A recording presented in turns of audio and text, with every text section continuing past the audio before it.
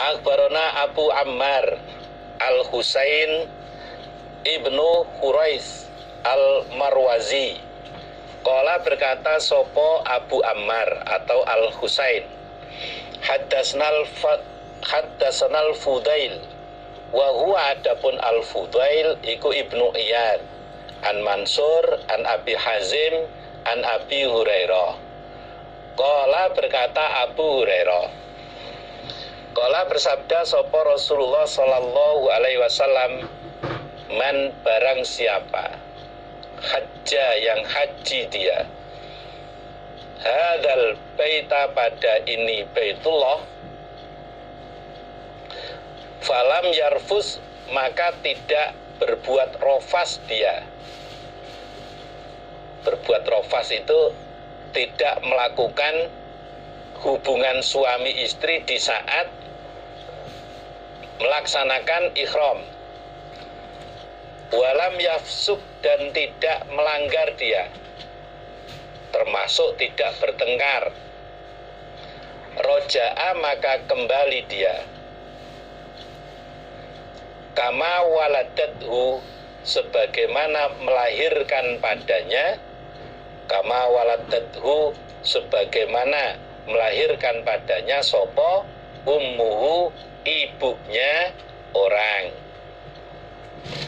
Rasulullah sallallahu alaihi wasallam bersabda, barang siapa yang haji ke Baitullah ini, kemudian dia tidak berbuat rofas, tidak berhubungan suami istri di saat sedang ihram, juga tidak melanggar, termasuk tidak bertengkar, maka dia pulang sebagaimana seseorang dilahirkan dari ibunya, maka dia pulang bersih dari dosa-dosanya sebagaimana seorang bayi yang dilahirkan dari ibunya. Ini menunjukkan besarnya pahala bagi orang yang melaksanakan haji ke Baitullah. Dosa-dosanya diampuni semuanya oleh Allah sebagaimana bayi yang baru lahir dari kandungan ibunya, dengan syarat orang yang melaksanakan ibadah haji tersebut selama pelaksanaan ihram dia tidak berhubungan suami istri, juga tidak melanggar aturan-aturan haji, termasuk tidak bertengkar.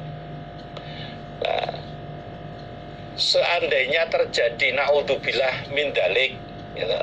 Seandainya terjadi, sekali lagi naudzubillah min dalik, pada saat melaksanakan ihram saking tidak kuatnya kemudian terjadi hubungan suami istri, itu ada kewajiban mengulangi hajinya lagi, gitu. Harus mengulangi hajinya pada kesempatan tahun depannya. Nah, ini tentunya bukan pekerjaan yang mudah bagi kita orang Indonesia, gitu. Karena satu, umpama sampai terjadi seperti itu, kemudian tahun depan harus mengulangi ibadah haji, duitnya mungkin tidak ada. Yang kemarin aja sudah nyimpen lama, nabung puluhan tahun, bisa melaksanakan ibadah haji. Kalau kemudian tahun depan diharuskan melaksanakan ibadah haji karena gagalnya ibadah haji yang dilakukan pertama, ya tentunya itu suatu hal yang harus usaha luar biasa. Yang berikutnya, kalau di Indonesia itu antriannya panjang, gitu. Harus menunggu puluhan tahun, bisa 20 tahun, bisa 25 tahun, bisa 30 tahun ke depan baru bisa melaksanakan ibadah haji. Maka para warga jamaah semuanya, saat nantinya diqadar oleh Allah bisa melaksanakan ibadah haji, supaya betul-betul dijaga rukun-rukun haji supaya dilaksanakan sebagaimana mestinya, dan dirinya dijaga jangan sampai terjadi hal-hal yang tidak dibenarkan oleh agama. Mudah-mudahan Allah memberikan manfaat dan barokah. Haddatsana Ishaq bin Ismail At-Talaqani wa Hannad bin Sari. Al makna, adapun pengertiannya hadis iku wahidun, sama di antara gurunya Imam Abu Dawud, Ishaq bin Ismail dan Hannad bin As-Sari, itu terdapat perbedaan lafadz dalam menyampaikan hadis karena perbedaan bahasa dari masing-masing wilayah atau daerah, namun pengertian hadis yang disampaikan itu sama. Qala, berkata sopo Ishaq bin Ismail, haddatsana Abdatu bin Sulaiman an ibni Abi Arubah an Qatadah an Azrah an Sa'id bin Jubairin an ibni Abbas annan nabiyya, sesungguhnya Nabi sallallahu alaihi wasallam iku sami'a, mendengar siapa Nabi, rojulan, pada seorang laki-laki, yaqulu, yang berkata dia, labbaika an subrumah. Labbaika dalam, labbaika itu dari kata labbaitu laka, saya mendatangi panggilanmu wahai Allah. An subrumah, dari subrumah. Suatu ketika Nabi mendengar ada seorang laki-laki melafatkan niat haji. Ada seorang laki-laki melafatkan niat hajinya, labbaika an subrumah, saya memenuhi panggilanmu wahai Allah untuk subrumah. Saya melaksanakan ibadah haji ini untuk subrumah. Qala, bersabda Nabi, man, siapakah subrumatu subrumah? Nabi bertanya, siapa subrumah itu? Kok kamu melafatkan niat haji untuk subrumah? Memang siapa subrumah itu? Qala, berkata rojul, akhun, maksudnya huwa akhun, dia adalah akhun, saudara laki-laki, li, bagiku. Au, atau koribun, kerabat, li, bagiku. Orang laki-laki tersebut menjawab pada Nabi, subrumah itu saudara laki-laki saya, atau subrumah itu kerabat dekat saya. Qala, bersabda Nabi, hajajta, apakah sudah haji kamu? Rojul, hajajta, apakah sudah haji kamu? Rojul, an nafsika, dari dirimu. Nabi bertanya pada orang laki-laki tersebut, memangnya kamu sudah melaksanakan ibadah haji untuk kamu sendiri? Kok sekarang kamu melafatkan niat haji untuk subrumah? Memangnya kamu sudah haji? Qala, berkata rojul, lah, tidak, dalam arti belum. Wah, saya belum haji Nabi, ya baru pertama ini saya melaksanakan ibadah haji untuk subrumah, saya belum pernah haji. Qala, bersabda Nabi, hujjah, hajilah kamu, an nafsika, dari dirimu. Summa hujjah, kemudian hajilah kamu. Summa hujjah, kemudian hajilah kamu, an subrumata, dari subrumah.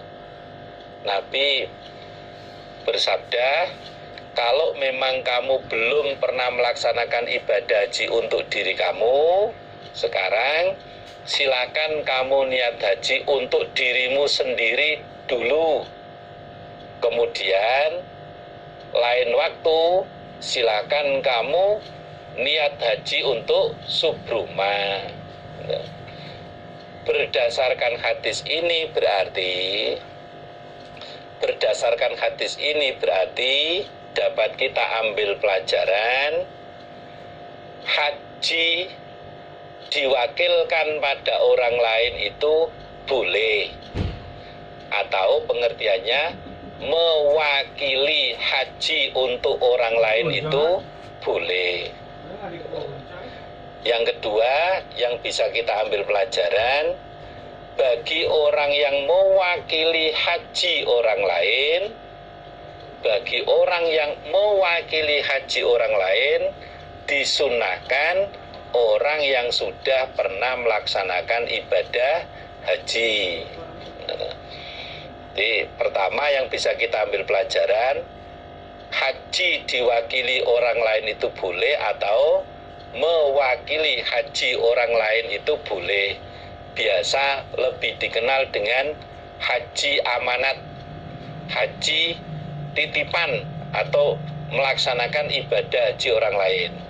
Yang kedua yang bisa kita ambil pelajaran, yang melaksanakan ibadah haji untuk orang lain, yang melaksanakan haji amanat, disunahkan orang yang sudah pernah melaksanakan ibadah haji. Mungkin di antara keluarga bapak ibu-ibu semuanya ada yang sudah tua, nggak mampu untuk melaksanakan ibadah haji, padahal ada biaya untuk melaksanakan ibadah haji, maka bisa pelaksanaan hajinya itu diwakili oleh anaknya, oleh keluarganya, dan itu sunnahnya yang sudah melaksanakan ibadah haji. Alhamdulillah, jazakumullahu khairan. Mudah-mudahan Allah memberi manfaat dan barokah. Untuk sementara kita break dulu, kita istirahat dulu. Barangkali sudah disiapkan snack oleh panitia, monggo silakan dinikmati snacknya, kopinya, dan lain-lain. Teriring doa, mudah-mudahan semuanya menjadi manfaat dan barokah. Alhamdulillah, jazakumullahu khairan. Assalamualaikum warahmatullahi wabarakatuh.